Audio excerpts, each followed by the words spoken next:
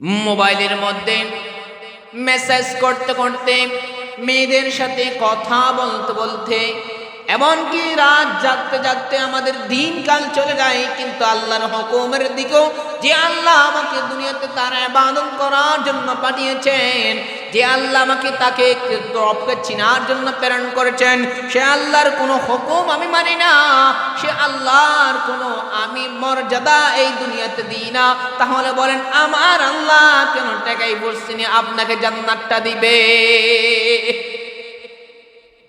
কি মনে করছে আমার আল্লাহ আপনার কাছে টাকায় পড়ে গেছে? আল্লাহ তাআলা দুনিয়াতে মানুষগুলো প্রেরণ করছেন, প্রেরণ করার পরে বলে দিলেন, বান্দা আমি তোমাকে এমনি এমনি সৃষ্টি করি নাই, আমি তোমাকে অনর্থক কোনো সৃষ্টি করি নাই, তোমাকে আমি সৃষ্টি করলাম একটা কারণ আছে, এই একটা কারণ নিয়ে আমি আল্লাহ তোমাকে এই দুনিয়াতে প্রেরণ করলাম। একটা হলো ওয়ামা খলাকাতুল জিন্না ওয়াল ইনসা ইল্লা লিয়াবুদুন। আমি আল্লাহ জিন জাতি মানব জাতি এই দুই জাতিকে সৃষ্টি করেছি শুধুমাত্র আমি আল্লাহর গোলামি করার জন্য। বলেন কার গোলামি করার জন্য? পৃথিবীর বুকে যত মানুষ আছে, যত কিছু আছে, গরু ছাগল হতে ধরে নদী নালা পাহাড় পর্বতে যত কিছু প্রাণী আছে, আমি আল্লাহ পাক রব্বুল আলামিন আর সমস্ত মখলুক গুলোকে মানুষের জন্য সৃষ্টি করেছে। বলেন না সুবহানাল্লাহ? তাহলে বলেন আমার আল্লাহ আমাদেরকে বানিয়েছেন কার জন্য? আল্লাহর জন্য। আর সমস্ত ৮০,০০০ কিংবা ১৮,০০০ মখলুককে বানিয়েছেন আমাদের জন্য। অতএব আমাদেরকে যেই জন্য বানিয়েছে আমাদের সেটা করতে হবে কি হবে না? নামাজ পড়তে হবে কি হবে না? ইন্নাল হামদুলিল্লাহ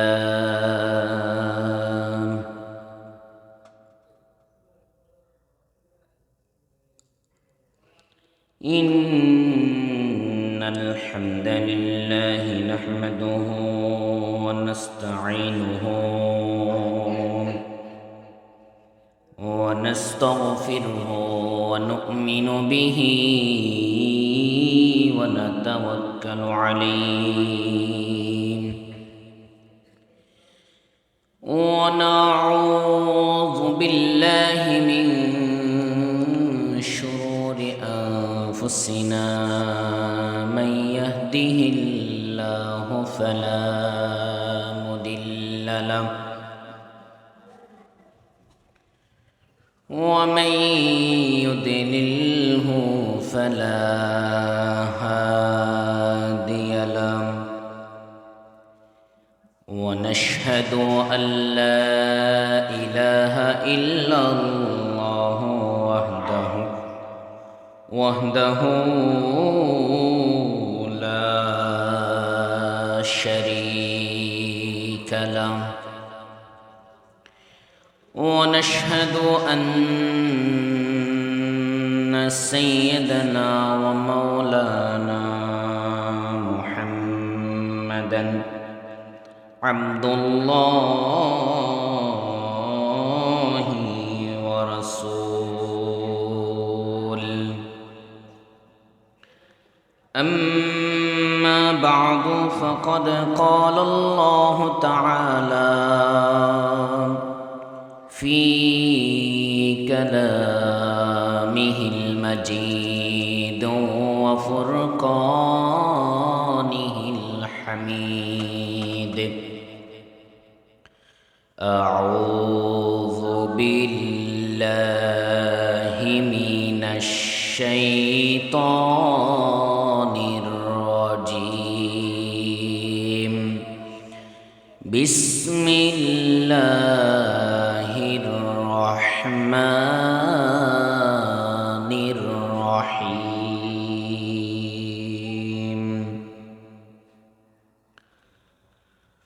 سبحان الذي أسرى بعبده ليلا من المسجد الحرام إلى المسجد الأقصى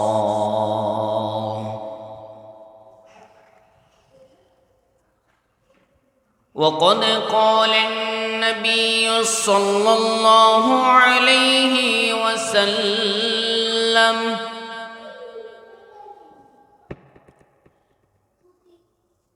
الصلاة معراج المؤمن أو كما قال عليه الصلاة والسلام وقد قال الله تعالى في شان حبيبه ومحبوبه ومعشوقه عامرا ومخبرا إن الله وملائكته يصلون على النبي يا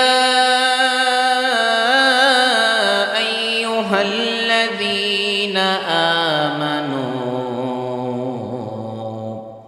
صلوا عليه وسلموا تسليما درود شريف পড়ি সকলে اللهم صل على محمد وعلى آل محمد كما صليت على إبراهيم وعلى آل إبراهيم إنك حميد مجيد اللهم بارك على محمد وعلى آل محمد كما باركت على إبراهيم وعلى آل إبراهيم إنك حميد مجيد الحمد لله ঐতিহ্যবাহী শরীফপাড়া জামে মসজিদে আগত সম্মানিত মুসল্লিন আল হাজিরিন, আমরা সর্বপ্রথম সেই মহান রব্বুল আলামিনের দরবারে লাখো কোটি শুকরিয়া আদায় করছি, যে মহান রব্বুল আলামিন লক্ষ কোটি মানুষদের থেকে বাছাই করে নির্ণয় করে সুস্থতার হায়াত দিয়ে 2 রাকাত নামাজ পড়ার লক্ষ্যে দুনিয়ার সবচেয়ে উত্তম জায়গা মসজিদ প্রান্তরে আমাদেরকে আসার বসার তৌফিক দান করেছেন। সেই মহান রব্বুল আলামিনের দরবারে বলিষ্ঠ কণ্ঠস্বরে অন্তরের অন্তরস্থল থেকে চিৎকার দিয়ে পড়ি আলহামদুলিল্লাহ। সাথে সাথে লাখো কোটি দুরূদ ও সালাম প্রেরণ করছি প্রিয় নবী আকায়ে নামদার তাজদারে মদিনা সৈয়দুস সাকলাইন ইমামুল হারমাইন মানবতার মুক্তির দূত সৈয়দুস সাকলাইন মুহাম্মদুর রাসূলুল্লাহ সাল্লাল্লাহু আলাইহি ওয়াসাল্লাম এর উপর। সম্মানিত উপস্থিতি, আপনারা জানেন আমাদের ধারাবাহিক আলোচনার বিষয়বস্তু কি। দীর্ঘ 2 সপ্তাহ ধরে আমরা আলোচনা করছি নবী সাল্লাল্লাহু আলাইহি ওয়াসাল্লাম এর মেরাজ গমন নিয়ে। আল্লাহ তাআলা 2,24,000 মতান্তরে নবী রাসূল সাল্লাল্লাহু আলাইহি ওয়াসাল্লাম যাদেরকে দুনিয়াতে প্রেরণ করেছে তাদের প্রত্যেককে কতগুলো গুণ, কতগুলো মর্যাদা, কতগুলো মুআজিজাত দিয়ে প্রেরণ করেছেন। তন্মধ্যে আমার আপনার নবী মুহাম্মদুর রাসূলুল্লাহ সাল্লাল্লাহু আলাইহি ওয়াসাল্লাম হলো সৃষ্টির সেরা জীব, মানব কুলের সেরামণি, যখন মানুষগুলো অন্ধকারে নিমজ্জিত ছিল, অন্ধকার জগৎ থেকে মানুষকে আলোর দিশারি আমার নবীকে যখন প্রেরণ করল, আইয়ামে জাহেলিয়াতের মতো বড় বড় যুগ থেকে, যেই যুগকে সবচেয়ে নিকৃষ্ট যুগ বলা হয়, এমন সময়ে পার হওয়ার পরে আমার নবীকে আল্লাহ তাআলা প্রেরণ করে মানব জাতিকে সারা বিশ্বের মধ্যে সুসজ্জিত করে দিয়েছেন। এবং আমার নবীর হাজারো মুআজিজাতের মধ্যে একটি, আল্লাহ তাআলা আমার নবীকে স্বয়ং আমার আল্লাহর সান্নিধ্যে সাক্ষাতের জন্য নিয়ে গেছেন। বলেন না সুবহানাল্লাহ। বলেন, সর্ব অবস্থায় শুকরিয়া একজনের আদায় করব, তিনি কে? একটাই কথা বলবো, আল্লাহ যাহা করে, যেটা করে ভালোর জন্য করে, বান্দার ভালোর জন্য করে। বলেন কি?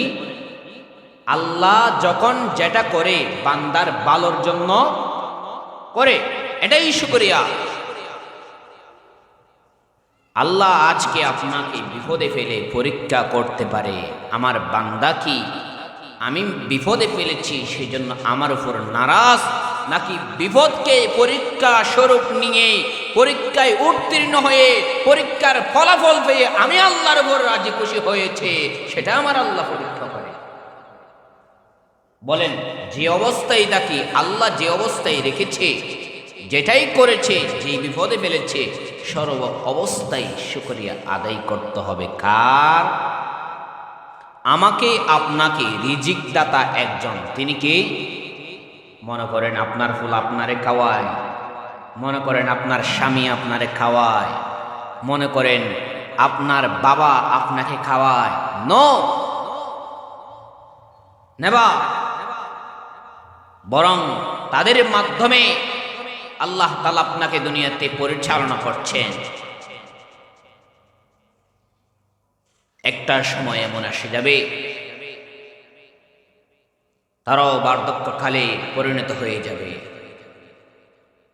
বর্তমান সমাজে বলা হয়ে থাকে, বিজ্ঞানীদের মত অনুসারে একটা যুবক 40 বছর পর্যন্ত এখন তার যৌবন থাকে, কিন্তু পরবর্তী যাইয়া তার যৌবন চলে যায়। তাহলে জীবন দিয়ে কি হবে?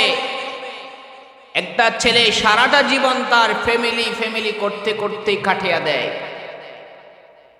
তবুও বলে এক পর্যায়ে তুই আমাদের জন্য কি দিয়েছস? বলে কি বলে না? আপনি আপনার ছেলের পিছনে সারাটা জীবন ব্যয় করলেন, যখন যেটা চাইছে আপনার ছেলেকে দিলেন। আপনার ছেলের সাথে একদিন আপনার মনোমালিন্য হলো, আপনার ছেলে বলল আপনি আমাকে জীবনে কিছু দেন নাই। স্ত্রীকে আপনি সারা জীবনে আপনার স্ত্রীর জন্য ব্যয় করে দিলেন, সোনো, পাউডার, লিপস্টিক ইত্যাদি, পারফিউম একদম সব। শাড়ি যখন যেটা চাইছে, ত্রিভিস যখন যেটা চাইছে সব এনে দিলে। একদিন আপনাকে বলল 2 টাকার একটা ফিন নিয়ে যাওয়ার জন্য, আপনি তখন ফিনটা নিয়ে যান নাই।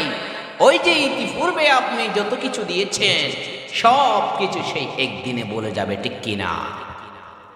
অতএব জীবন হলো, মানবতার এই দুনিয়া হলো কিঞ্চিত, এই দুনিয়া হলো আপনার জন্য শুধু একটা শুধু কিছু সময় পার করছেন, মেহমান এসেছেন, আবার চলে যেতে হবে। আমাদের একান্ত, আমাদের রিয়েলের ঠিকানা হচ্ছেন আখিরাত।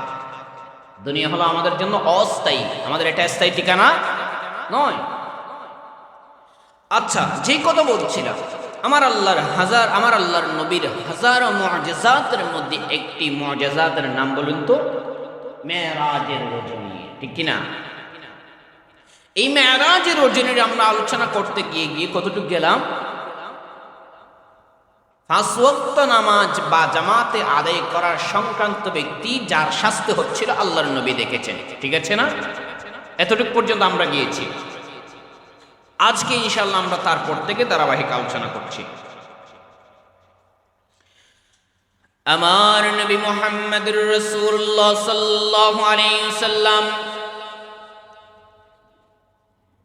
মক্কা নগরী থেকে যাওয়ার পর যেতে যেতে যেতে কতদূর যাওয়ার পরে আমার নবী সাল্লাল্লাহু আলাইহি ওয়াসাল্লাম একজন ব্যক্তি দেখতে পাইলেন।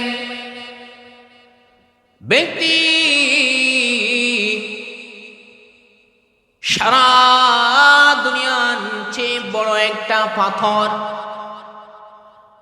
পাথরটা আসার পরে বান্দার মাথার মধ্যে আঘাত করে এবং তার নিচের মধ্যে একটা পাথর আছে।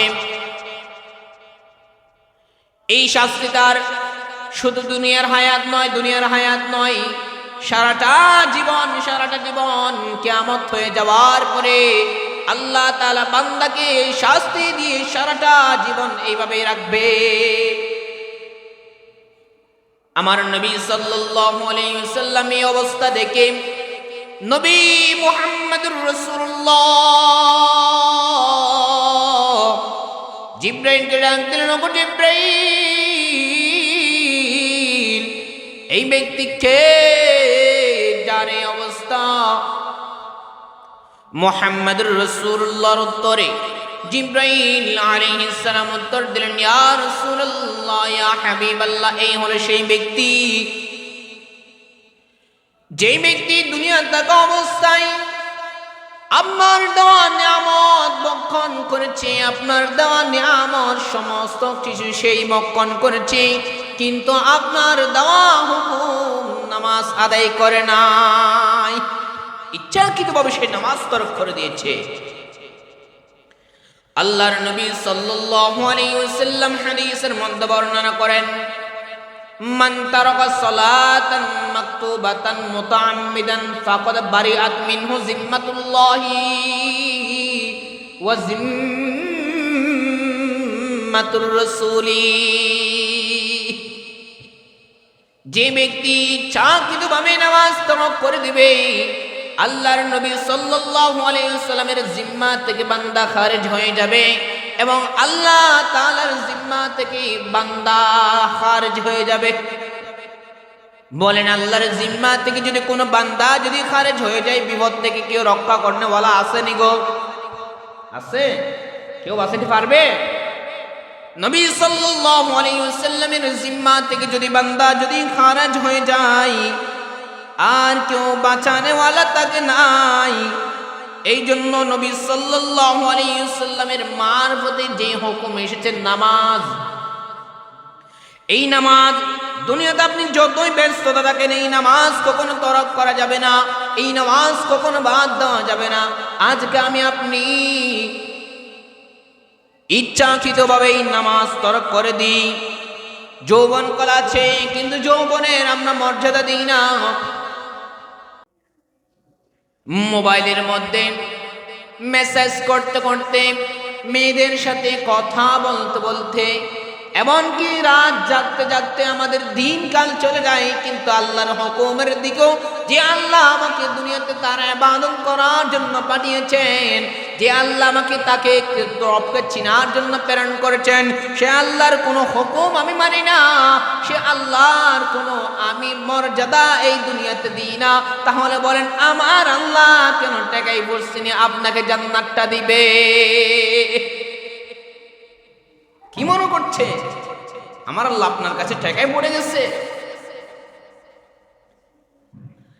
আল্লাহ তাআলা দুনিয়াতে মানুষগুলো প্রেরণ করছেন, প্রেরণ করার পরে বলে দিলেন, বান্দা, আমি তোমাকে এমনি এমনি সৃষ্টি করি নাই, আমি তোমাকে অনর্থক কোনো সৃষ্টি করি নাই। তোমাকে আমি সৃষ্টি করলাম একটা কারণ আছে, এই একটা কারণ নিয়ে আমি আল্লাহ তোমাকে এই দুনিয়াতে প্রেরণ করলাম। একটা হলো ওয়ামা খালাকাতুল জিন্না ওয়াল ইনসা ইল্লা লিয়াবুদুন।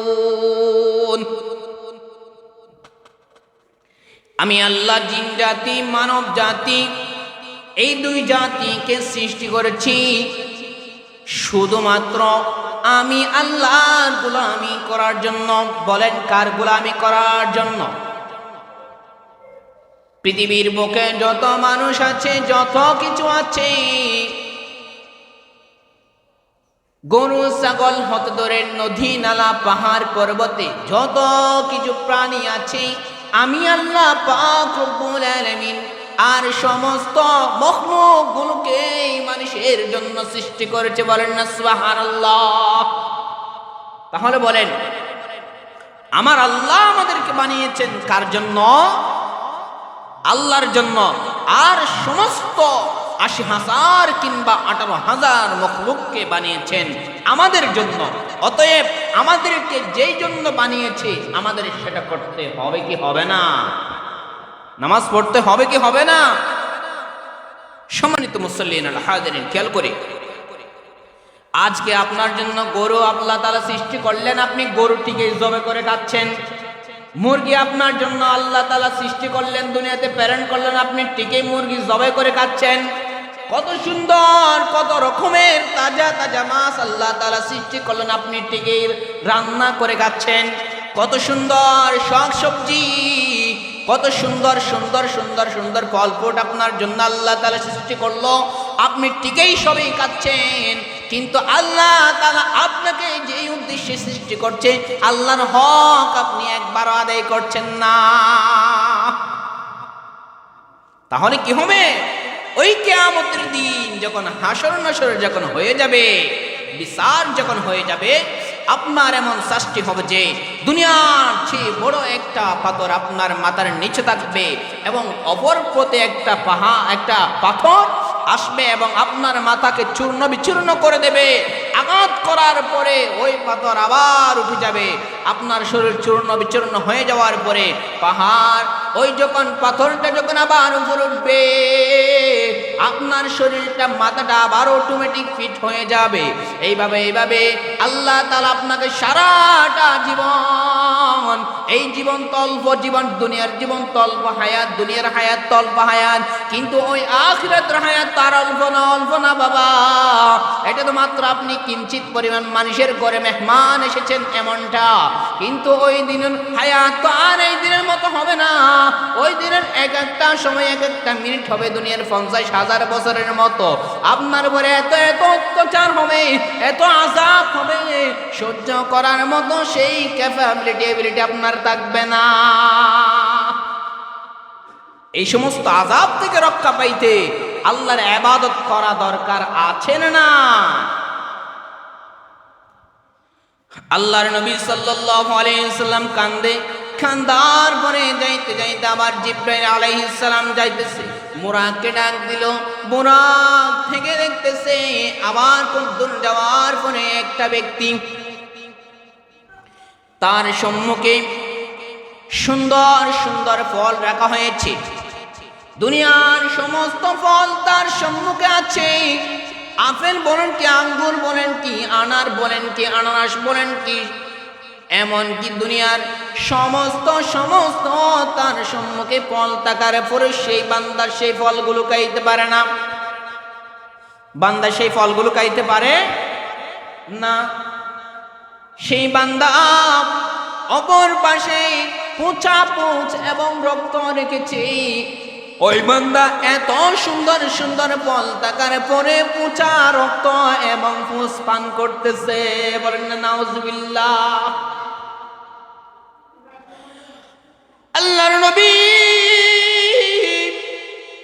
মানবতার নবী মুহাম্মদুর রাসূলুল্লাহ সাল্লাল্লাহু আলাইহি ওয়াসাল্লাম এই অবস্থানে কারপরে জিবরাইল ডাক দিলেন, নগো জিবরাইল, ও জিবরাইল, এই বান্দাকে দুনিয়াতে কি করেছিল, তার শাস্তি এমন কেন?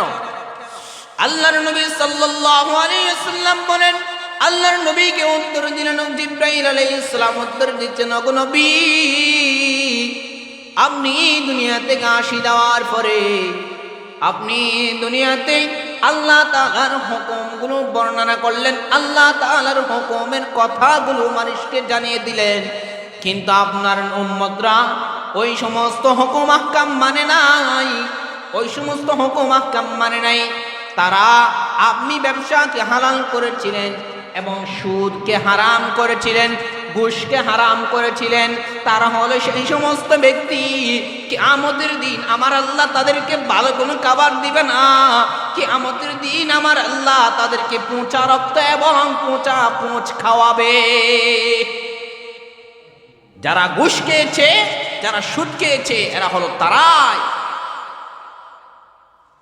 আল্লাহ তাআলা কোরআনের মধ্যে বলেন, ওয়াহাল্লাল্লাহুল বাইআ ওয়া হাররামার রিবা। আমি আল্লাহ ব্যবসাকে হালাল করছি এবং ওয়া হাররামার রিবা, এবং সুদকে আমি আল্লাহ হারাম করেছি। বলেন আল্লাহর বিধান কিনা? আল্লাহ তাআলা মানুষকে কর্জে হাসানা দেওয়ার জন্য বলেছি, কিন্তু সুদ দেওয়ার জন্য বলে নাই। সুদকে হারাম করছে, ঘুষকে হারাম করছে। আমার একজন খুব ঘনিষ্ঠ ভাই আছে, বর্তমান পুলিশের সে দারোগা, পুলিশের এসআই। আমি তারে জিজ্ঞেস করলাম, ও দোস্ত, এই পুলিশের আজকে যে তুই দারোগা হয়নি, তুই যে দারোগা হয়নি, তুই কত টাকা দিয়ে এই চাকরিটা নিছিস বল? তার এমনি এমনি তো দারোগা তো হওয়া যায় না, এমনি এমনি তো এসআই হওয়া যায় না। যদি পড়ালেখা করে যদি আসি তাহলে কনস্টেবল থেকে একদম শুরু।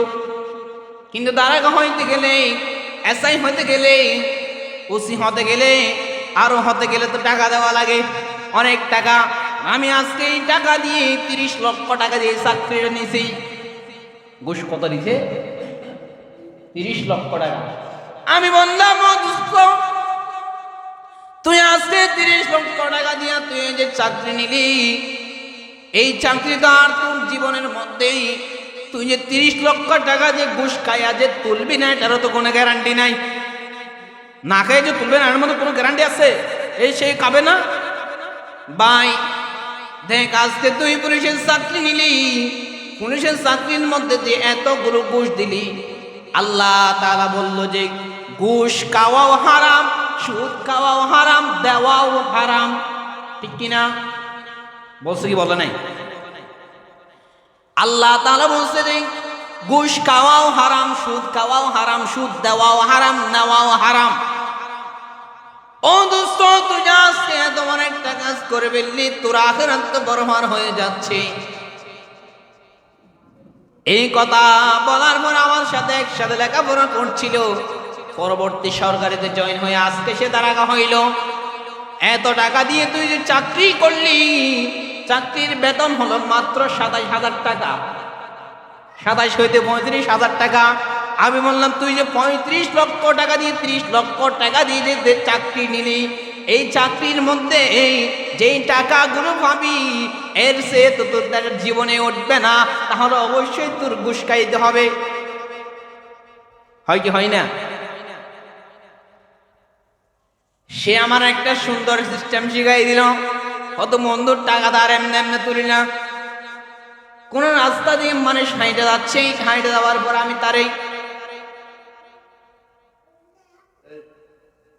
150 করে চালান করে দিই, সন্দেহভাজন চালান করে দিই।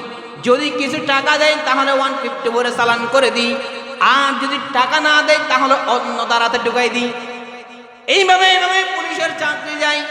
এইভাবে এইভাবে এলাকার মানুষগুলো আজকে দেখেন, তারা আজকে শত সুন্দর সুন্দর করে বীমা করছে। আজকে দেখেন তারা কত সুন্দর সুন্দর করে কিস্তি নামক ব্যবসার মধ্যে লাগছে। সবগুলো সুদে নিমজ্জিত। আছে না নাই? আপনাদের এখানে নাই মনে হয় কিস্তি? এই যে কিস্তি যেগুলো নিচ্ছেন, সুদ দিচ্ছেন না। আপনার টাকা পয়সা আছে, আল্লাহ আপনাকে টাকা পয়সা দিয়েছে, তাহলে আপনার কি করতে হবে? কর্জে হাসানা দিতে হবে। করজান হাসানা, মানুষকে উপকার করবেন। এখন তো বর্তমানে আরো একটা সমস্যা, সেটা কি জানেন?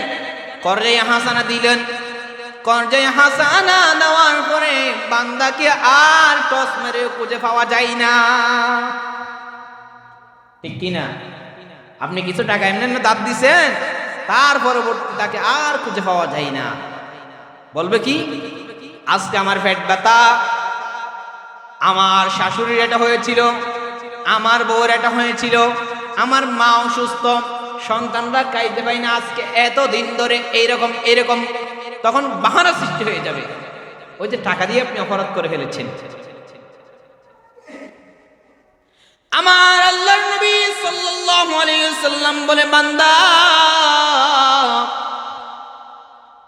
ওই বান্দার সামনে এত সুন্দর সুন্দর দুনিয়াবি সমস্ত জান্নাতের সমস্ত ফল ফ্রুট থাকা সত্ত্বেও সেই বান্দা কখনো এই সমস্ত ফল ফ্রুট গুলো নিজে খাইতে পারবে না।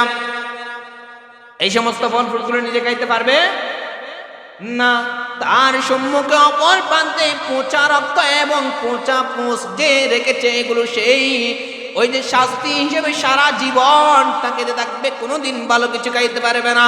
কারণ কি? কারণ কি? সেই বান্দা দুনিয়াতে সুদ গ্রহণ করেছিল, ঘুষ খেয়েছিল, সেই জন্য আমার আল্লাহ তাকে দুনিয়াবি শাস্তি হিসেবে সেটা তার সারা জীবনে রেখে দিয়েছে। আমার আল্লাহর নবী সাল্লাল্লাহু আলাইহি ওয়াসাল্লাম সামনে যাচ্ছেন, যেতে যেতে যেতে যেতে কদ্দূর যাওয়ার পর আরেকজন ব্যক্তি দেখতে পাইল। আরেকজন ব্যক্তিকে দেখতে পাওয়ার পরে রাসূল সাল্লাল্লাহু আলাইহি ওয়াসাল্লাম দেখতেছে একটা ব্যক্তি যার পেটটা এত বড় মোটা, যার পেটটা এত বড় মোটা, এত বড় মোটা, সারা শরীরটা একদম চিকনা চিকনা খাইনলের মতো, কিন্তু পেটটা হলো একদম দুনিয়ার মতো। রাসূল সাল্লাল্লাহু আলাইহি ওয়াসাল্লাম দেখতেছে বান্দাটা হাঁটতে পারে না, শুইতেও পারে না, বান্দাটা পেটের উপরে বর করে গড়াগড়ি করতেছে, গড়াগড়ি করতেছে। আমার নবী মুহাম্মদ রাসূলুল্লাহ সাল্লাল্লাহু আলাইহি ওয়াসাল্লাম ডাক দিলেন, ওগো জিবরাইল, এই কোন ব্যক্তি আর আজকে এই হালত কোন তার? আমার নবী সাল্লাল্লাহু আলাইহি ওয়াসাল্লামের প্রশ্নের উত্তরে জিবরাইল আলাইহিস সালাম বলতেছেন, ইয়া রাসূলুল্লাহ, ইয়া হাবিবাল্লাহ, এই হলো সেই ব্যক্তি যারা দুনিয়ার বুকে যেই সমস্ত সন্তানের মা বাবা মৃত্যুবরণ করেছে, যেই সমস্ত সন্তানের মা, যেই সমস্ত সন্তানের বাবা অল্প হায়াতেই, সন্তান যখন ছোট ছিল তখন মারা গেছে, সন্তান যখন ছোট ছিল তখন মারা গেছে। ও জিবরাইল, মারা যাওয়ার পর কি হলো? আমার নবীকে জিবরাইল আলাইহিস সালাম উত্তর দিলেন, ইয়া রাসূলুল্লাহ, ইয়া হাবিবাল্লাহ, তার চাচারা যারা ছিল, এলাকার গণ্যমান্য ব্যক্তি যারা ছিল, তারা এই সমস্ত সন্তানদের, নাবালেগ সন্তানদের বাবার রেখে যাওয়া জায়গা জমিগুলো বক্ষণ করে খেয়ে ফেলেছে। এরা হলো তারা।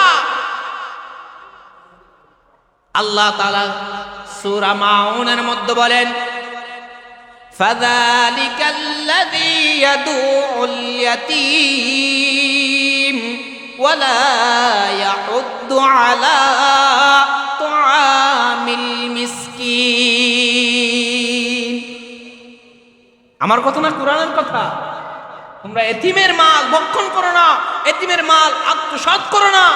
যারা এতিমের মাল আত্মসাৎ করবে, কিয়ামতের দিন ফয়সালা হওয়ার পরে তাদের পেটটা নিয়ে এমন ভাবে গড়াগড়ি খাবে, একবার গিয়ে টুচ করে পেটটা পুরবে, এমনটা হাদিসের মধ্যে পাওয়া যায়। পেটটা বাড়ার পরে আবার জোড়া হবে, জোড়া হওয়ার পর আবার কিছুক্ষণ পরে পেটটা নিয়ে আবার গড়াগড়ি করার পর আবার কিছুক্ষণ পর টুস করে ফাটে উঠবে। ও বান্দা, দুনিয়াতে আজকে আপনি এতিমের মাল ভক্ষণ করলেন, এতিমের মাল খাইলেন, এতিমের মাল খাওয়ার পরে আপনি মনে করতেছেন ভালো একটা কাজ করে ফেললেন, মহৎ একটা কাজ করে ফেলছেন। মরে দেখেন আমার আল্লাহ পিড়ে দৈন্যারে ওয়াইন্যা করি ফেলাইব। রাসূল সাল্লাল্লাহু আলাইহি ওয়াসাল্লাম আবার পুরা মুবারকের উপর সওয়ারি হলেন। যেতে যেতে যেতে যেতে কদ্দূর যাওয়ার পর দেখতেছেন আরেকজন ব্যক্তি, তার সম্মুখে দুনিয়াবি সমস্ত ফল ফুল লেখা আছে, কিন্তু বান্দা ওই সমস্ত ফল ফুড গুলো খাইতে পারে না সে পুরান্ত আগুনের কয়লাগুলো খায়, আর আগুনের কয়লাগুলো খাইতে দেরি তার পেটের মধ্যে আতি জুলা যেই সমস্ত জিনিস আছে সব কিছু ছাই হইয়া অপর প্রান্তে বাইর হয়ে যাচ্ছে। বলেন না নাউজুবিল্লাহ। জিবরাইল আলাইহিস সালামকে আমার রাসূল সাল্লাল্লাহু আলাইহি ওয়াসাল্লাম ডাক দিলেন, ইয়া রাসূলুল্লাহ, ইয়া হাবিবাল্লাহ, এটা কোন বান্দা, এটা কোন ব্যক্তি, কি হালাত কি করেছিল দুনিয়াতে? আমার নবী সাল্লাল্লাহু আলাইহি ওয়াসাল্লামকে উদ্দেশ্য করে হযরত জিবরাইল আলাইহিস সালাম বলেন, ইয়া রাসূলুল্লাহ, ইয়া হাবিবাল্লাহ, এরা হলো সেই ব্যক্তি আল্লাহ তাআলা যে বান্দার জন্য যাকাত ফরজ করেছে। যাকাত একটা বিধান আছে না নাই? যাকাত একটা বিধান আছে না নাই? বলেন, আছে না? কি যাকাত কখন দিতে হবে? মালে নাসাব পরিমাণ আপনি টাকা পয়সার মালিক হইলেন, অথবা 7.5 ভরি আপনার স্বর্ণ আছে, অথবা রূপা আছে, ইত্যাদি ইত্যাদি, তাহলে আপনার কি দিতে হবে? বর্তমান সমাজে মনে হয় 52,000 টাকা মনে হয় হিসেবে। 52,000 টাকা যদি কারো থাকে তাহলে তার উপর কি দিতে হবে? যাকাত দিতে হবে, ইত্যাদি মাসলা আলোচনা যাচ্ছি না। যাকাত যে ব্যক্তি দেয় নাই, আল্লাহ তাআলা কিয়ামতের দিন ফয়সালা হয়ে যাওয়ার পরে এই বান্দার শাস্তি হবে কি? কোন ভালো ফল ফুট, জান্নাতের ফল ফুট সে খাইতে পারবে না, শুধুমাত্র ওই জ্বলন্ত আগুনের গুলা থেকে কয়লা খাবে, আর খাইতে দেরি তার পিছনের দিক দিয়ে, পিছনের রাস্তা দিয়ে পেটের আতিগুলি সব কিছু বাইর হয়ে তার বাকি রাখবে না, দেরি হবে না। আমার নবী সাল্লাল্লাহু আলাইহি ওয়াসাল্লাম এই অবস্থা দেখে আশ্চর্যান্বিত হয়ে গেলেন। আমার নবী কান্দন অবস্থা, এমন অবস্থার মধ্যে আবার বুরাক মুবারকের উপর সওয়ারি হলেন। যেতে যেতে যেতে যেতে কদ্দুর যাওয়ার পরে কত হাজার হাজার মানুষ আমার নবীকে সাল্লাল্লাহু আলাইহি ওয়াসাল্লামকে সালাম দেয়, আসসালামু আলাইকুম ইয়া আউয়ালু, আসসালামু আলাইকুম ইয়া আখিরু, আসসালামু আলাইকুম ইয়া হাশিরু, আসসালামু আলাইকুম ইয়া নাজিরু, আসসালামু আলাইকুম ইয়া শাফিউল মুজনিবিন। এই সময় এক একজন এক এক বান্দা এক এক ভাষার মধ্যে আমার নবী সাল্লাল্লাহু আলাইহি ওয়াসাল্লামকে সালাম দেয়। জিবরাইল ডাক দিয়ে, ইয়া রাসূলুল্লাহ, ইয়া হাবিবাল্লাহ, এই সমস্ত বান্দাদের সালামের উত্তর দেন, এই সমস্ত বান্দাদের সালামের উত্তর দেন। আমার নবী সাল্লাল্লাহু আলাইহি ওয়াসাল্লামের সকলের একসাথে উত্তর দিলেন, ওয়া আলাইকুমুস সালাম ওয়া রাহমাতুল্লাহি ওয়া বারাকাতুহু। সালামের উত্তর দেওয়ার পর আমার নবী সাল্লাল্লাহু আলাইহি ওয়াসাল্লামের সাথে এক একজন বান্দা মুসাফা করতে আসে। এক একজন বান্দা মুসাফা করার পরে দেখতে দেখতে দেখা যায় বিশাল বড় ময়দানের মতো হয়ে গেছে সেই জায়গাটা। আমার নবী সাল্লাল্লাহু আলাইহি ওয়াসাল্লাম জিজ্ঞেস করলেন, ও জিবরাইল, এই জায়গাটার নাম কি? জিবরাইল আলাইহিস সালাম বলেন, ইয়া রাসূলুল্লাহ, ইয়া হাবিবাল্লাহ, এটা হলো বাইতুল মাকদিস আল্লাযী কাতাবাল্লাহু লাকা। আমাদের প্রথম কিবলার নাম কি বলেন তো? প্রথম কিবলার নাম কি? বাইতুল মুকাদ্দাস আমরা বলি না, মূলত শব্দটা হলো বাইতুল মাকদিস। আমি এটা বললাম কোরআনের ভাষায় এটা আছে। এটা এই বাইতুল মুকাদ্দাসের মধ্যে গিয়ে আমার নবী সাল্লাল্লাহু আলাইহি ওয়াসাল্লাম উপস্থিত হলেন। আমার নবী সাল্লাল্লাহু আলাইহি ওয়াসাল্লামকে বললেন, জিবরাইল আলাইহিস সালাম, ইয়া রাসূলুল্লাহ, ইয়া হাবিবাল্লাহ, এটা হলো আপনার সৃষ্টির সূচনা লগ্নের প্রথম কিবলা বাইতুল মাকদিস। ইয়া রাসূলুল্লাহ, ইয়া হাবিবাল্লাহ, আপনার সম্মানার্থে পৃথিবীর বুকে আল্লাহ তাআলা যত নবী রাসূল প্রেরণ করলেন 1.25 লক্ষ নবী রসুল যাদেরকে প্রেরণ করলেন 2,24,000 মতান্তরের যেই সমস্ত নবীকে প্রেরণ করলেন, আপনার সম্মানে তাদের কাজকে এখানে উপস্থিত করা হলো। আমার নবী সাল্লাল্লাহু আলাইহি ওয়াসাল্লাম বলেন, আমার নবীকে জিবরাইল আলাইহিস সালাম বলেন, ইয়া রাসূলুল্লাহ, এইখানে 2 রাকাত নামাজ পড়েন। আমার নবীকে নিয়ে গেছে এশার নামাজের পরে। এশার নামাজের পরে, মনে আছে না কাহিনী শুরু থেকে বলছিলাম, এশার নামাজের পর আমার নবী সাল্লাল্লাহু আলাইহি ওয়াসাল্লাম উম্মাহানির ঘরের মধ্যে বিশ্রাম নিচ্ছিলেন। এই অবস্থায় আমার নবীকে জিবরাইল আলাইহিস সালাম তুলে নিয়ে গেছেন চাল পেড়ে। নিতে নিতে এখন কদ্দুর নিলেন বাইতুল মুকাদ্দাস পর্যন্ত, কিন্তু এর মধ্যে কোনো নামাজের ওয়াক্ত নাই। আমার নবীকে বলা হলো কি 2 রাকাত নামাজ পড়েন। কিতাবের নাম ফতোয়ায়ে শামী। উক্ত কিতাবের মধ্যে আরেকটা নাম আছে, সেটা হলো রদ্দুল মুখতার। উক্ত কিতাবের আরেকটা নাম আছে, সেটা হলো দররুল মুখতার। উক্ত কিতাবের আরেকটা নাম আছে, সেটা হলো হাশি ইবনে আবিদিন। এই সমস্ত নাম দিয়ে আপনি অনলাইনের মধ্যে চার্জ করলে পাবেন। আরেকটা কিতাব আছে, সেটা হলো আল বাদায়া ওয়ান নাহায়া। এই 2টা কিতাবের মধ্যে আপনি সম্পূর্ণ ইতিহাসটা পাবেন। আরেকটা কিতাব আছে, সেটা হলো আস-সাদিকুল মাসদুক। এই 3টা কিতাবের মধ্যে সম্পূর্ণ সঠিকভাবে আপনি মেরাজের রজনীর কাহিনীটা পাবেন। আমার নবী সাল্লাল্লাহু আলাইহি ওয়াসাল্লাম বাইতুল মাকদিসের মধ্যে যখন উপস্থিত হলেন, সকলে সালাম মুসাফা করলেন। জিবরাইল আলাইহিস সালাম আমার নবীর ডাক দিলেন, ইয়া রাসূলুল্লাহ, ইয়া হাবিবাল্লাহ, কেন 2 রাকাত নামাজ পড়েন। অনেক গুণ নবী রাসূল সেখানে আছে। একজন বলে মুসা পয়গম্বর আপনি যান, আরেকজন বলেন ও ইব্রাহিম পয়গম্বর আপনি যান। আমার জিবরাইল আলাইহিস সালাম বলেন, ইয়া রাসূলুল্লাহ, ইয়া হাবিবাল্লাহ, এইখানে কেউ ইমামতি করার সেই মর্যাদা রাখে না। আমার আল্লাহ তাআলা আপনাকে ইমামুল আউয়ালিন, সমস্ত ইমামদের ইমাম, ইমামুল আখিরিন এবং সমস্ত আখিরাতেরও ইমাম বানিয়ে পাঠিয়েছে। এমনকি আমার আল্লাহ তাআলা আপনার মাধ্যমে জান্নাতের চৌকাঠটা পর্যন্ত খুলবেন। আপনার মর্যাদার সাথে দুনিয়াবি কারো মর্যাদার সাথে তুলনা হয় না। বলেন না সুবহানাল্লাহ। आदम के लिए फख्र या आली नसबी है, मक्की मदनी हाशमी मुतलबी है, मक्की मदनी हाशमी मुतलबी है। ऐ ज़ाहिर बैते नबवी याद रहे बाकायद या जुन्ब रसूल अरबी है। पाकीज़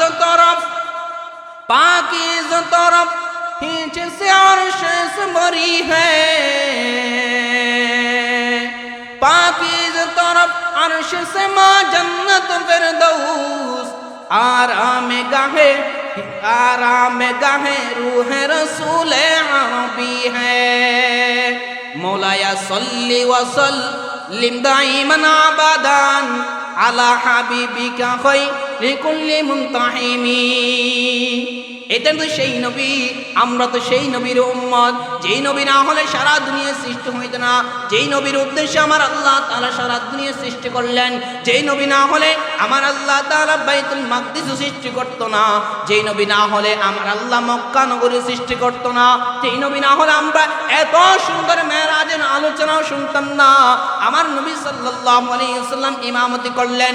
সকল নবীদের ইমাম, সকল নবীদের মুক্তাদিয়ার্থে আমার নবী সাল্লাল্লাহু আলাইহি ওয়াসাল্লাম ইমামতি করে 2 রাকাত নামাজ পড়াইলেন। এই নামাজ কোনো জোহরের নামাজ না, এই নামাজ কোনো আসরের নামাজ না, এই নামাজ কোনো এশারের নামাজ না, এই নামাজ কোনো ফজরের নামাজ না।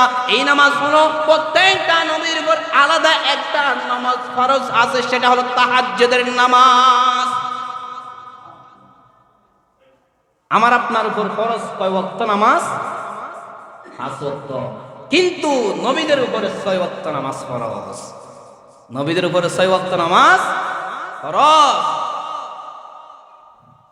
নিজামউদ্দিন আউলিয়া রাহমাতুল্লাহি আলাইহি মারা গেলেন। তার এক শাগির্দ তাকে স্বপ্ন দেখলেন।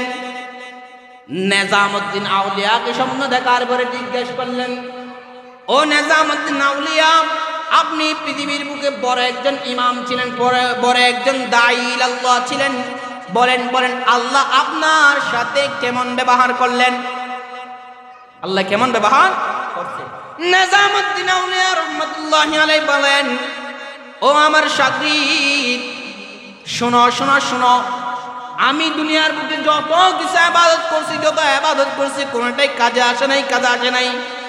ওই যে কিন্তু রাতের 3টা বাজে আমি যে আরামের কম্বলকে হারাম বানাইয়া, আরামের ঘুমকে হারাম করিয়া, আরামের কম্বলকে লাথি মারে দূরে সরাইয়া, যেই 3 রাকাত 2 রাকাত যে নামাজ পড়লাম, 4 রাকাত যে নামাজ পড়লাম, 7 রাকাত 6 রাকাত যে নামাজ পড়লাম, 8 রাকাত যে নামাজ পড়লাম, এই সমস্ত তাহাজ্জুদের নামাজ আজকে আমাকে আল্লাহ তাআলা এই আখিরাতের মধ্যে মর্যাদাপূর্ণ করেছে। সুবহানাল্লাহ।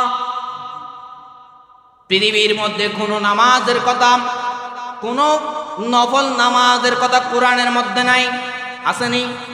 নাই নাই।